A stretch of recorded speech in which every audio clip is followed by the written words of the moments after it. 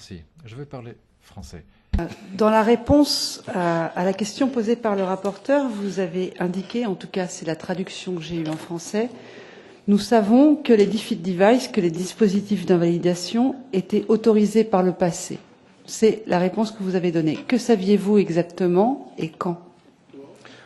Okay, thank you for the question. Merci pour cette question sur le dispositif et ce que nous savions par le passé. Alors, pour essayer de revenir sur la réponse. Alors, la question qui m'a été posée, c'est si nous, notre société, était au courant de l'existence de ces dispositifs. Et ma réponse était non, non, pas avant l'éclatement de la crise en Amérique du Nord avec Volkswagen. Et c'est à partir de là que nous avons fait des recherches pour essayer de comprendre ce qui s'était passé. Et nous avons découvert que dans la législation européenne, il y avait la possibilité d'utiliser ces dispositifs.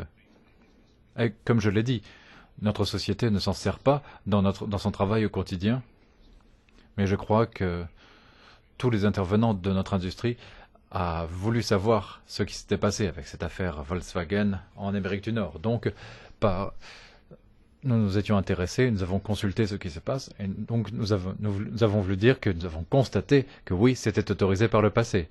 C'est après coup que nous avons compris que c'était autorisé auparavant.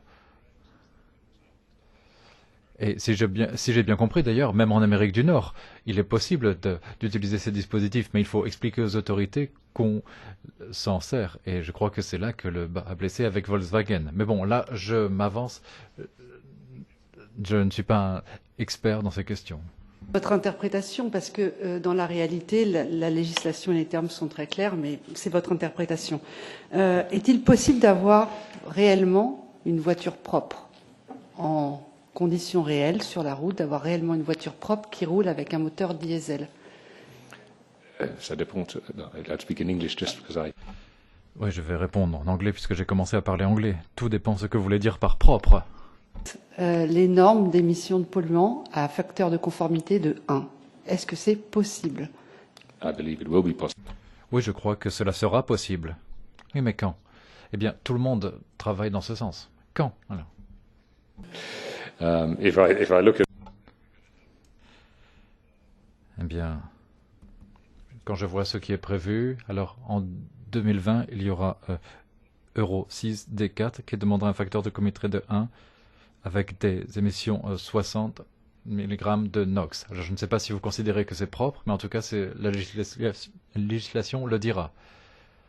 Mais n'oubliez pas de voir quelle est l'évolution des progrès qui ont été réalisés. Ce sont des progrès significatifs et je pense que l'on pourra y arriver pour 2020.